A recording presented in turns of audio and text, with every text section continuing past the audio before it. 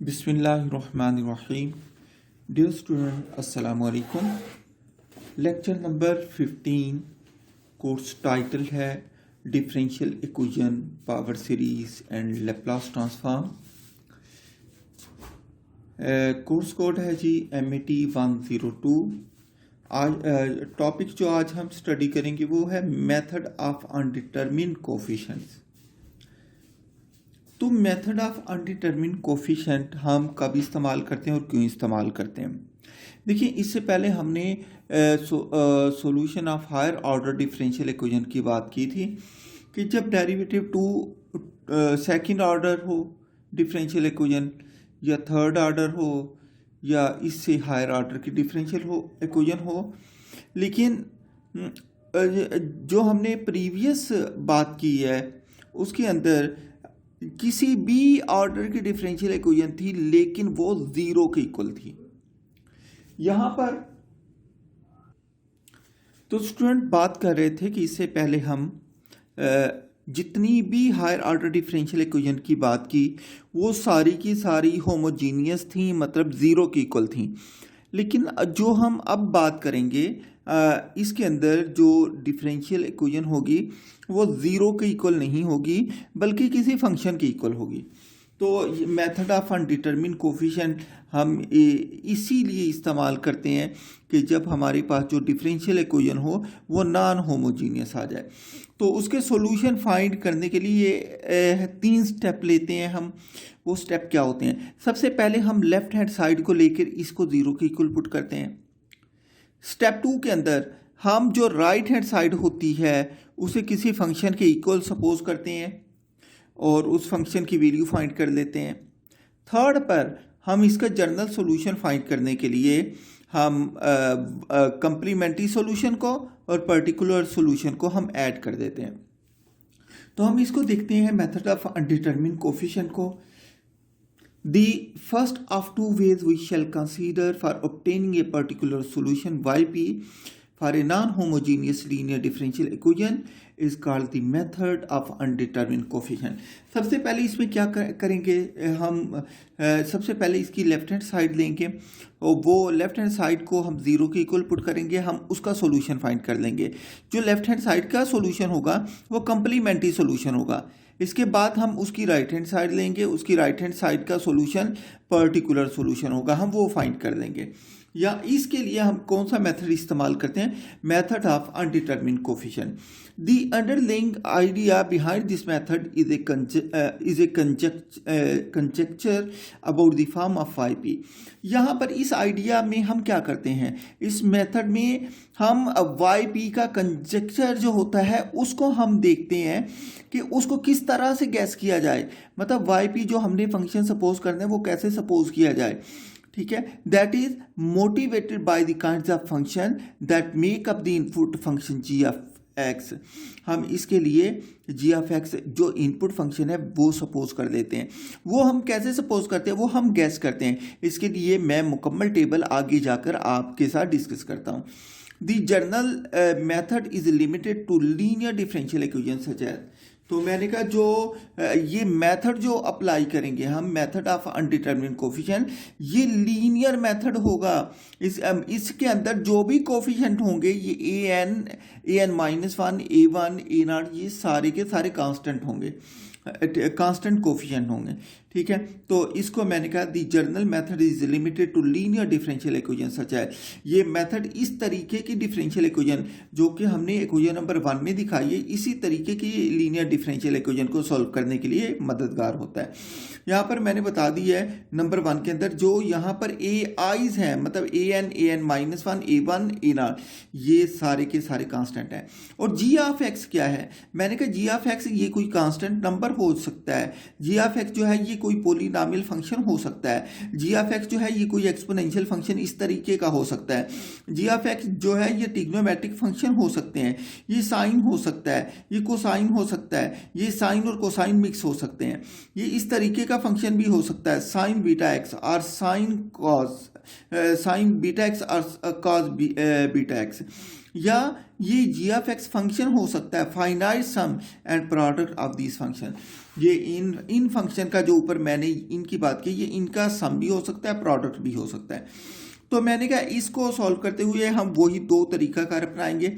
सबसे पहले हम इसकी लेफ्ट हैंड साइड लेंगे और लेफ्ट हैंड साइड को जीरो के इक्वल पुट करके इसका कंप्लीमेंट्री सॉल्यूशन फाइंड कर लेंगे। जब कंप्लीमेंट्री सॉल्यूशन हम फाइंड कर चुके होंगे तो मैंने कहा इसके अंदर हम क्या करेंगे, इक्वेशन 1 के दो पार्ट करेंगे। इसकी लेफ्ट हैंड साइड को जीरो के इक्वल पुट करके इसका complementary solution y c find कर लेंगे। Y c stand for complementary solution, ठीक है। इसके बाद हम क्या करेंगे, हम जी ऑफ एक्स को सपोज करेंगे जर्नली। एक टेबल के टेबल होगा, उसमें हम इसकी सारी अंडरस्टैंडिंग लिखेंगे कि हमने जी ऑफ एक्स को किस तरीके से गैस करना है। तो हम क्या करेंगे, जी ऑफ एक्स को इस्तेमाल करते हुए हम इसका पर्टिकुलर सॉल्यूशन फाइंड कर लेंगे। फिर तीसरे स्टेप के अंदर हम क्या करने जा रहे हैं, हम तीसरे स्टेप की बात करते हैं। तो स्टूडेंट तीसरे स्टेप के अंदर हम जर्नल सॉल्यूशन फाइंड कर लेते हैं। हम कहते हैं जर्नल सॉल्यूशन को हम y से डिनोट करते हैं और y इक्वल होता है complementary solution plus particular solution. मतलब जो हम कंप्लीमेंट्री सॉल्यूशन फाइंड करेंगे और जो पर्टिकुलर सॉल्यूशन फाइंड करेंगे उन दोनों को ऐड कर देंगे। नंबर 4 पे हम क्या करेंगे, the complementary solution YC is the general solution of the associated homogeneous differential equation 1।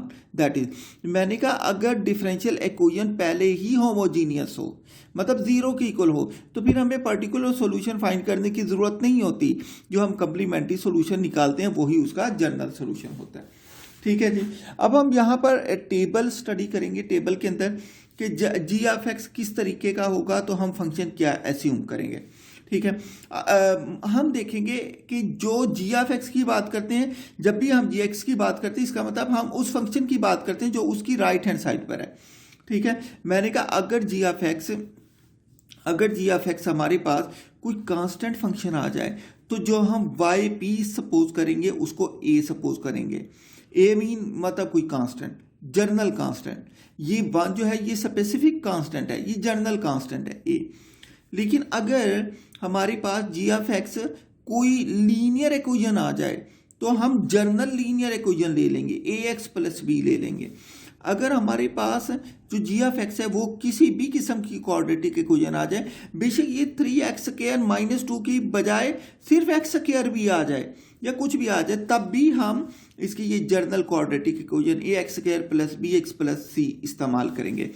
अगर हमारे पास कोई इस तरीके की क्यूबिक इक्वेशन आ जाए, देखें ये क्यूबिक इक्वेशन सिर्फ मैंने एक किस्म की लिखी है, ये इस तरीके की भी हो सकती है, स्क्वायर प्लस x + 1, मतलब उसकी हायर टर्म क्यूब होना चाहिए, बाकी जो भी हो। तो हम बेशक x³ ही क्यों ना आ जाए तब भी हम ये सारी की सारी क्यूबिक इक्वेशन ही लेंगे, yp ax³ + bx² + cx + d। Number 5, अगर हमारे पास जो जी ऑफ एक्स है ये ट्रिग्नोमेट्रिक फंक्शन sin 4x आ जाए तो हम yp क्या लेंगे, a cos 4x + b sin 4x। मतलब अगर साइन अकेला आ जाए या कोसाइन अकेला आ जाए तो दोनों ही आएंगे।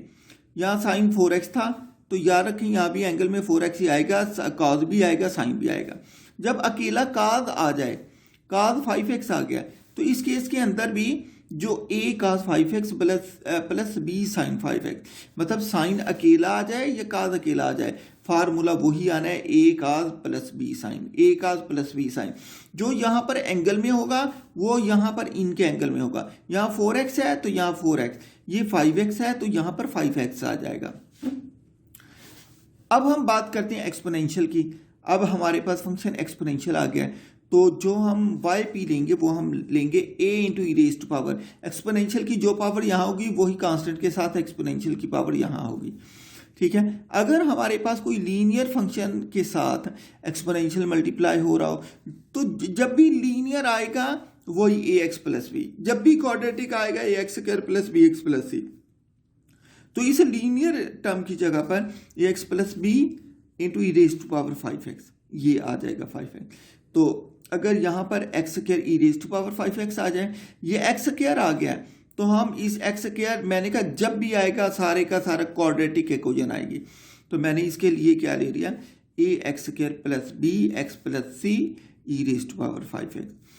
अब हमारे पास एक्सपोनेंशियल और ट्रिग्नोमेट्रिक मल्टीप्लाई अगर हो जाए दोनों, तो याद रखें जहां साइन आएगा वहां काज भी आएगा, एक्सपोनेंशियल दोनों के साथ आ जाएगा।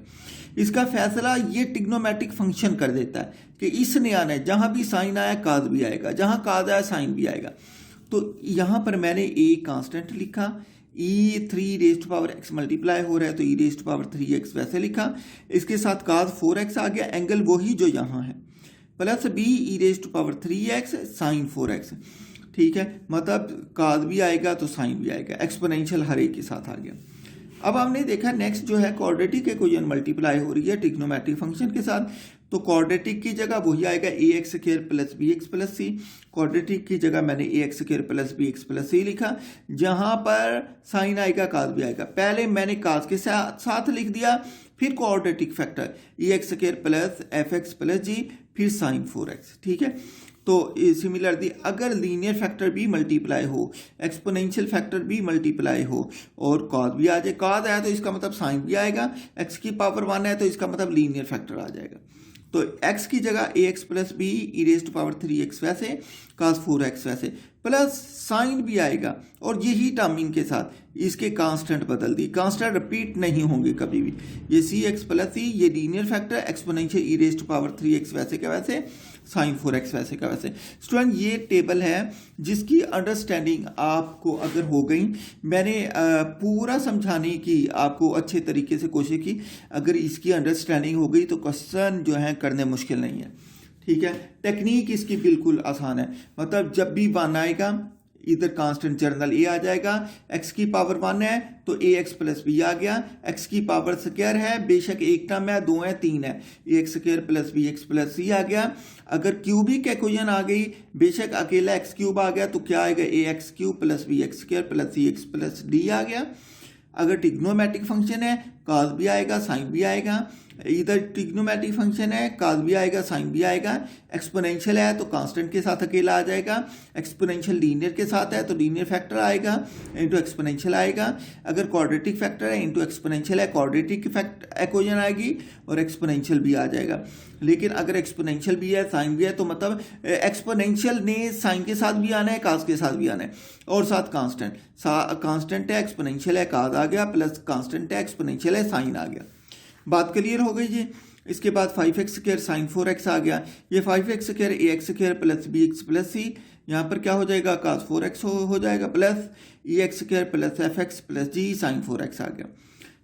12 पे आप देखिए लीनियर है एक्सपोनेंशियल है, उसके बाद ट्रिग्नोमेट्रिक है, तो लीनियर के लिए x प्लस b, एक्सपोनेंशियल के लिए e3x cos 4x plus cx plus c, exponential 3x sine 4x आ जाएगा।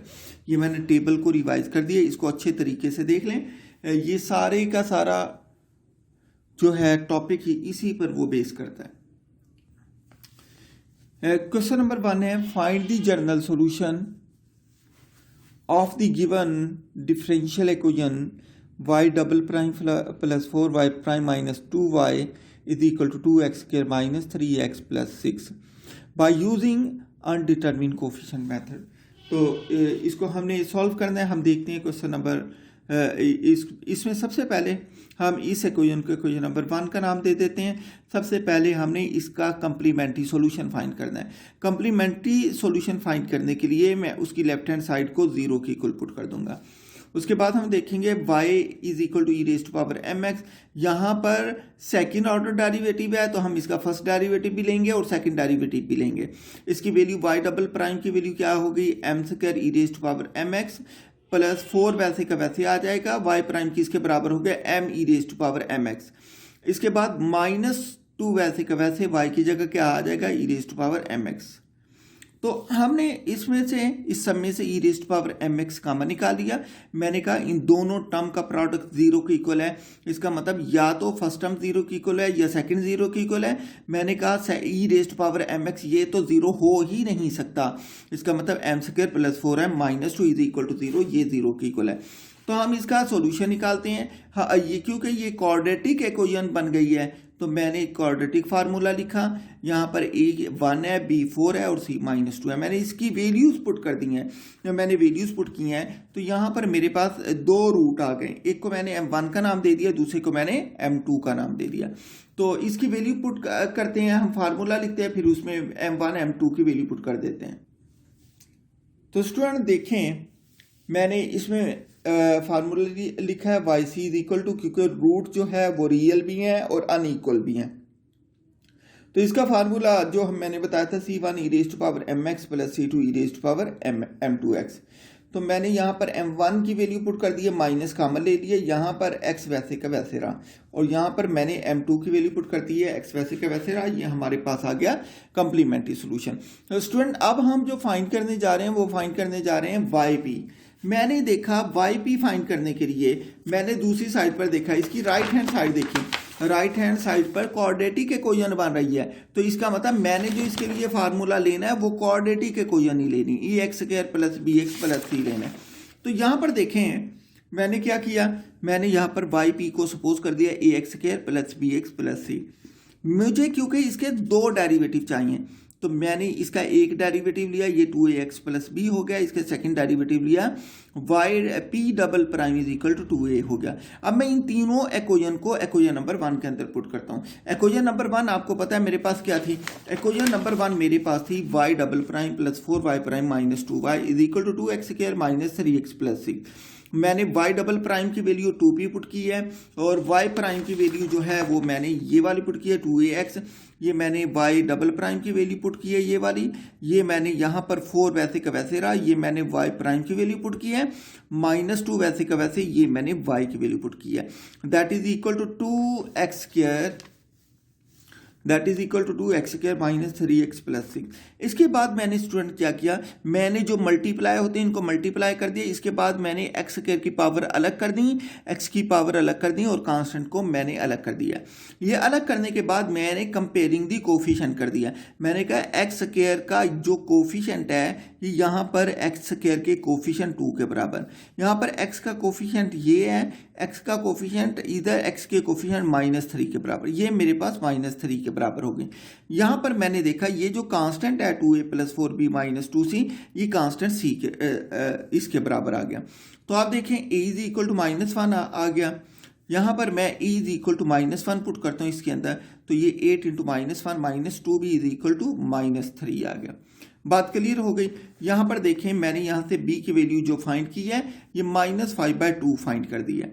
तो अब मैं a की वैल्यू -1 और b की वैल्यू -5/2 मैं पुट करता हूँ इक्वेशन नंबर इसमें। तो यहाँ पर मैंने -1 पुट किया, b की जगह -5/2 पुट किया, -2c वैसे का वैसे। इसको कैलकुलेट किया तो c की वैल्यू मेरे पास 9 आ चुकी है जी। अब मैं जो a is equal to -1, b is equal to -5/2, c is equal to -9, इसकी वैल्यू मैं इसके अंदर पुट करता हूँ a, b और c की जगह। तो मेरे पास ये क्या आ जाएगा जी, ये पर्टिकुलर सोल्यूशन आ जाएगा। यहाँ पर ये मेरे पास पर्टिकुलर सोल्यूशन आ चुका है। yp इज इक्वल टू, ये मैंने a की वैल्यू -1 पुट की, b की वैल्यू -5 पुट की और c की वैल्यू -9 पुट की। लेकिन मुझे क्या चाहिए, मुझे जर्नल सोल्यूशन चाहिए। जर्नल सोल्यूशन फाइंड करने के लिए मैंने क्या किया, y is equal to yc plus yp। yc क्या था, ये मैंने y वैसे का वैसे लिखा, yc क्या था, ये yc है और ये yp है, मैंने दोनों को ऐड कर दिया तो ये जर्नल सोल्यूशन आ गया। एग्जांपल नंबर 2 की बात करते हैं। आप यहाँ पर देखें, find the solution of the given differential equation by using given differential equation y double prime minus y prime plus y is equal to 2 sin 3x by using undetermined coefficient method. तो मैं अनडिटरमिन coefficient method को इस्तेमाल करता हूं और इसका general solution find करता हूं। स्टूडेंट बिल्कुल वैसे ही पहले हम इसका कंप्लीमेंट्री सॉल्यूशन फाइंड करेंगे।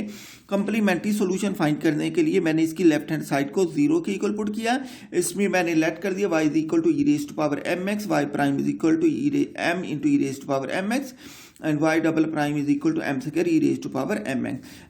Using these values in equation 2, equation 2 के अंदर हम values इस्तेमाल कर देंगे y double prime m² e raised to power mx minus y prime m e raised to power mx और y जो हो गया मेरे पास e raised to power mx is equal to 0 हो गया। मैंने यहाँ से एम एक्स कामन निकाल लिया। इसके बाद या तो मेरे ये दो टर्म का प्रोडक्ट ज़ीरो है, इसका मतलब ये है या तो मेरे पास पहली टर्म ज़ीरो है या दूसरी टर्म ज़ीरो है, लेकिन दूसरी term e raise to power m x कभी भी ज़ीरो नहीं हो सकती। इसका मतलब मेरे पास m square minus m plus one is equal to zero है। ये क्वाड्रेटिक इक्वेशन है, यहाँ पर मैं क्वाड्रेटिक फार्मूला इस्तेमाल करता हूँ और इसका आंसर निकाल लेता हूँ। तो स्टूडेंट ये मैंने क्वाड्रेटिक फार्मूला इस्तेमाल किया और मैंने इसके रूट निकाली हैं, रूट इसके कम्प्लेक्स निकले हैं। लिहाजा कम्प्लेक्स का फार्मूला मेरे पास ये है, y c is equal to c one cos b x plus c two sin b x into e raise to power x. हमें पता है ये किसके बराबर होता है, ए प्लस आयोटा बी के। इसका मतलब यहाँ पर जो ए है वो 1/2 है, जो बी है वो स्क्वायर रूट 3/2 है।